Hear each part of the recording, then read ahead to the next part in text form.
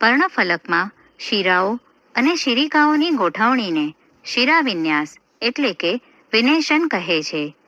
જ્યારે શિરાઓ જાળી એટલે કે નેટવર્ક જેવી રચના બનાવે છે તેને જાલાકાર એટલે કે રેટિક્યુલેટ શિરાવિન્યાસ કહે છે.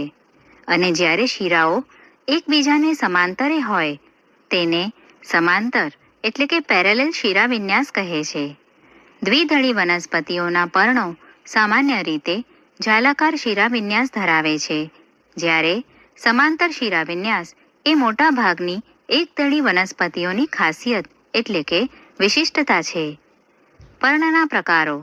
Types of leaves. પર્ણફલક સંપૂર્ણ અખંડિત હોય ત્યારે અથવા જ્યારે પર્ણફલક છેદિત હોય પરંતુ છેદન મધ્ય શિરા સુધી અડકેલું એટલે કે પહોંચેલું ન હોય તે પર્ણ સાદું પર્ણ છે એમ કહેવાય.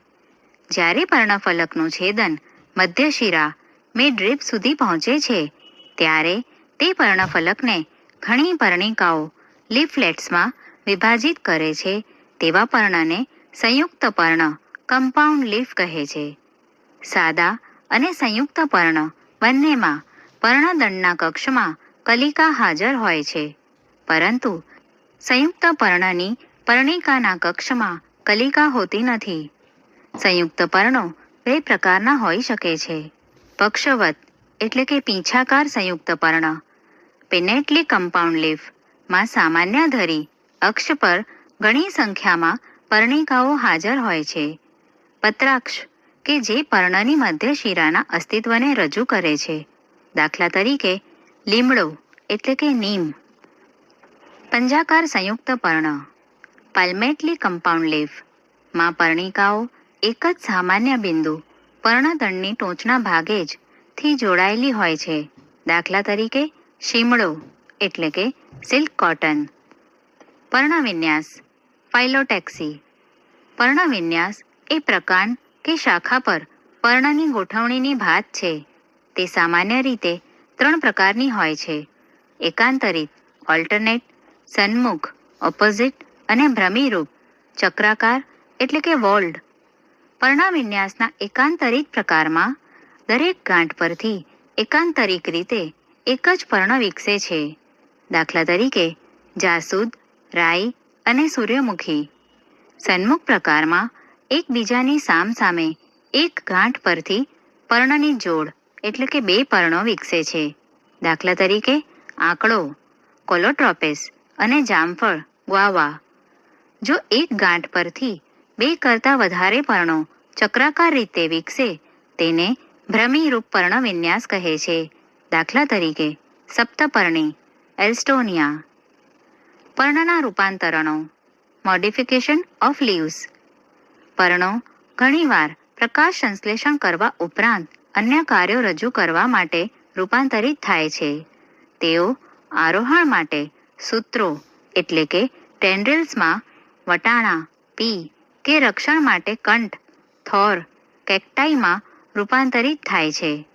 ડુંગળી ઓનિયન અને લસણ ગાર્લિકના દળદાર એટલે કે ફ્લેશી માંસલ પર્ણો ખોરાક સંગ્રહ કરે છે.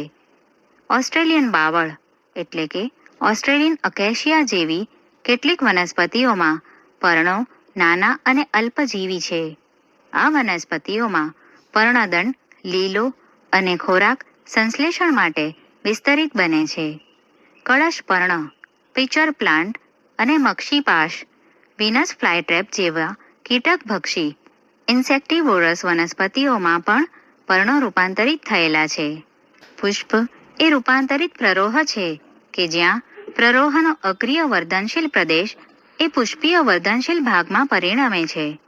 આંતરગાંઠ વિસ્તરણ એટલે કે ઇલોંગેશન લંબાતી પામતી નથી અને અક્ષ સંકુચિત બને છે.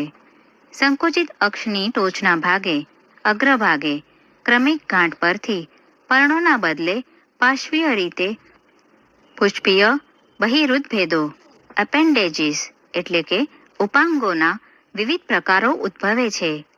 જ્યારે પ્રરોહાગ્ર એટલે કે શૂટ ટીપ પુષ્પમાં પરિણમે ત્યારે હંમેશા તે એકાકી હોય છે. પુષ્પીય અક્ષ પર પુષ્પોની ગોઠવણીને પુષ્પવિન્યાસ કહે છે. ટોચનો ભાગ પુષ્પમાં પરિણમે કે સતત વિકાસ પામતો રહે તેના આધારે પુષ્પવિન્યાસ બે મુખ્ય પ્રકારોમાં વ્યાખ્યાયિત થાય છે. અપરિમિત એટલે કે રેસિમોસ પુષ્પવિન્યાસ અને પરિમિત એટલે કે સાયમોસ પુષ્પવિન્યાસ. અપરિમિત પુષ્પવિન્યાસમાં મુખ્ય અક્ષ એટલે કે એક્સિસ ધરી સતત વિકાસ પામતો રહે છે અને અનુક્રમિત અગ્રાભિવર્ધી ક્રમમાં પાર્શ્વીય રીતે પુષ્પો ઉદ્ભવે છે. પરિમિત પ્રકારના પુષ્પવિન્યાસમાં મુખ્ય અક્ષ પુષ્પમાં રૂપાંતર થાય છે, આથી તે વૃદ્ધિમાં મર્યાદિત છે. પુષ્પો તલાભિસારી એટલે કે બેસિપિટલ ક્રમમાં ઉદ્ભવે છે. પુષ્પ ધ ફ્લાવર. આવૃત્ત બીજધારી વનસ્પતિઓમાં પુષ્પ એ પ્રાજનનિક એકમ છે. તે લિંગી પ્રજનન માટે જરૂરી એટલે કે મેન્ટ છે. લાક્ષણિક પુષ્પ ટિપિકલ ફ્લાવર એ ધરી એટલે કે સ્ટોક કે પુષ્પદંડ એટલે કે પેડિસેલના ફૂલેલા છેડા પર ક્રમિક રીતે ગોઠવાયેલા 4 જુદા જુદા પ્રકારના ચક્રો ધરાવે છે, જેને પુષ્પાસન થેલેમસ કહે છે. આ ચક્રો વજ્રચક્ર કેલિક્સ, દલચક્ર કરોલા, પુંકેસર ચક્ર એન્ડ્રોએશિયમ અને સ્ત્રી કેસર ચક્ર ગાયનોએશિયમ છે. વજ્રચક્ર અને દલચક્ર સહાયક અંગો છે, જ્યારે પુંકેસર ચક્ર અને સ્ત્રી કેસર ચક્ર એ પ્રજનન અંગો છે. લીલી જેવી કેટલીક વનસ્પતિઓમાં વજ્રચક્ર અને દલચક્ર જુદા જુદા નથી. તેને પરિપુષ્પચક્ર એટલે કે પેરિયાન્થ કહે છે, જ્યારે પુષ્પ પુંકેસર ચક્ર અને સ્ત્રી કેસર ચક્ર એમ બંને ધરાવે તે દ્વિલિંગી બાયસેક્સ્યુઅલ છે. પુષ્પ ફક્ત પુંકેસરો અથવા ફક્ત સ્ત્રી કેસરો બંનેમાંથી એક ધરાવે તો તે એકલિંગી યુનિસેક્સ્યુઅલ છે. સમમિતિમાં પુષ્પ નિયમિત અરીય અથવા ત્રિજ્યામય સમમિતિ રેડિયલ સિમેટ્રી કે અનિયમિત દ્વિપાર્શ્વ સમમિતિ એટલે કે બાયલેટરલ સિમેટ્રી હોઈ શકે છે. જ્યારે પુષ્પ કેન્દ્રમાંથી પસાર થતી કોઈપણ ત્રિજ્યામાં બે સરખા અરીય ભાગોમાં વિભાજિત થઈ શકે તેને નિયમિત પુષ્પ એક્ટિનોમોર્ફિક કહેવાય છે. દાખલા તરીકે રાઈ, ધતુરો, મરચા.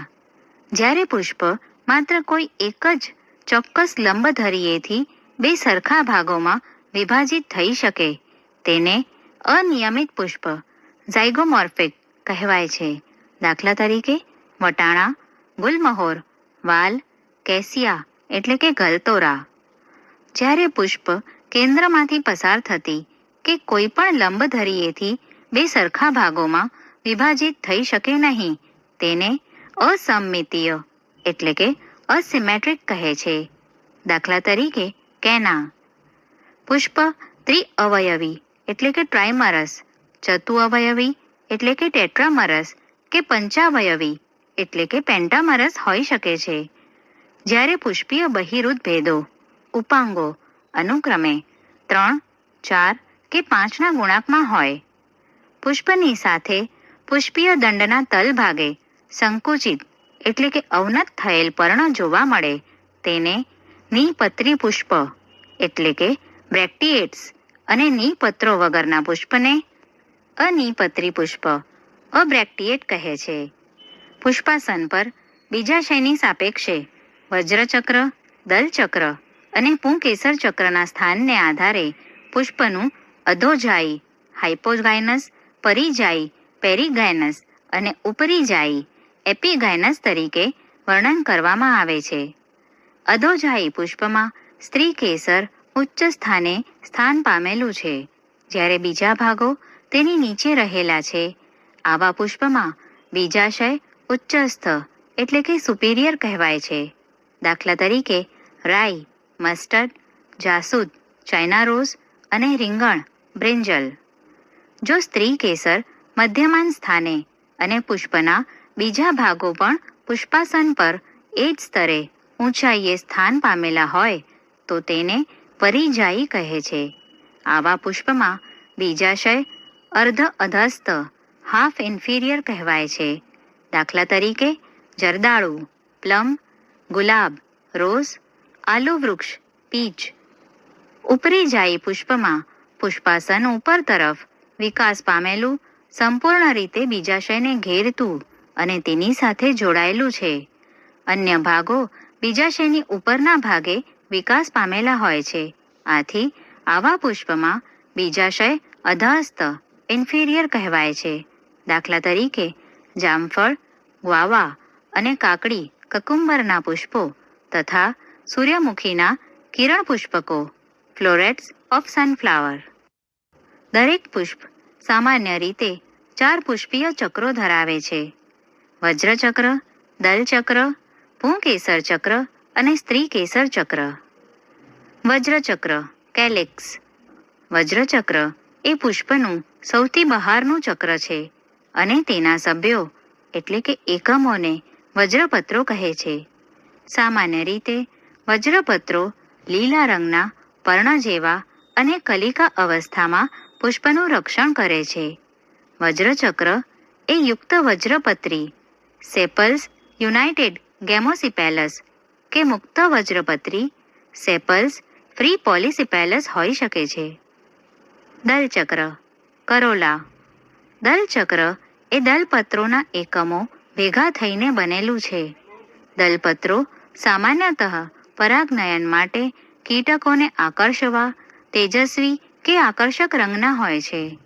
વજ્રચક્રની જેમ દલચક્ર પણ યુક્ત દલપત્રી પેટલ્સ યુનાઇટેડ ગેમોપેટલસ કે મુક્ત દલપત્રી પેટલ્સ ફ્રી પોલીપેટલસ હોઈ શકે છે. વનસ્પતિઓમાં દલચક્રના આકાર અને રંગની ખૂબ જ વિવિધતા છે.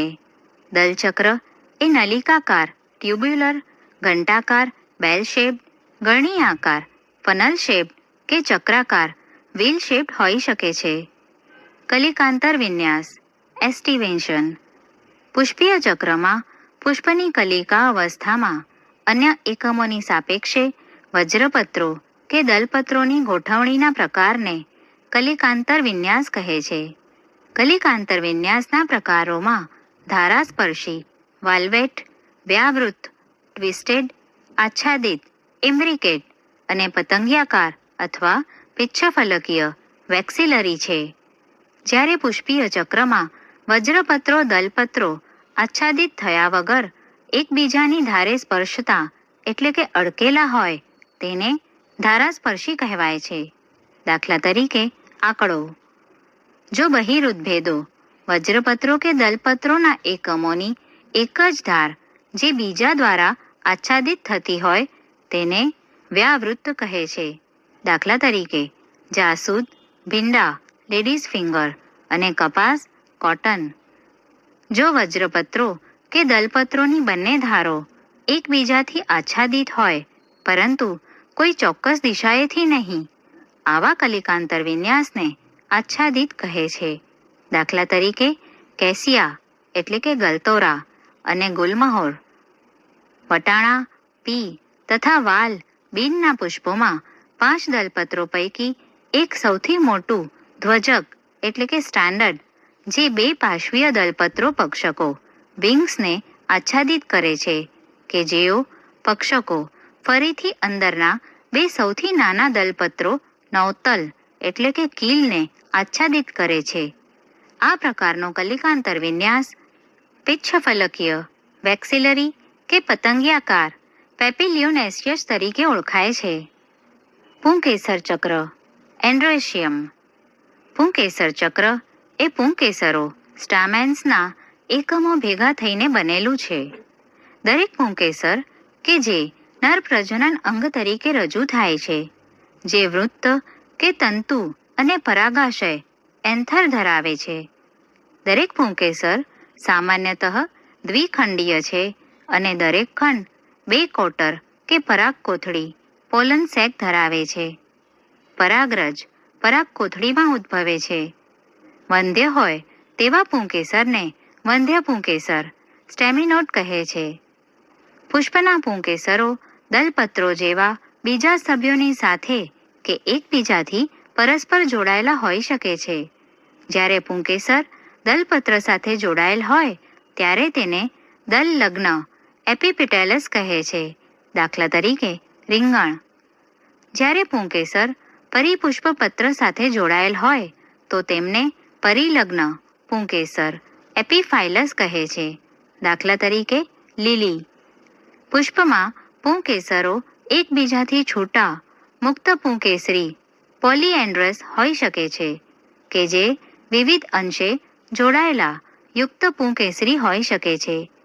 પુંકેસરો એક જ ગુચ્છ કે જથ્થામાં ભેગા થયેલા હોય તેને એકગુચ્છી મોનોએડેલ્ફસ દાખલા તરીકે જાસૂદ અથવા બે ગુચ્છમાં હોય તો દ્વિગુચ્છી ડાયડેલ્ફસ દાખલા તરીકે વટાણા કે બે કરતાં વધારે ગુચ્છમાં ન હોય તો બહુગુચ્છી પોલીડેલ્ફસ દાખલા તરીકે લીંબુમાં હોઈ શકે છે.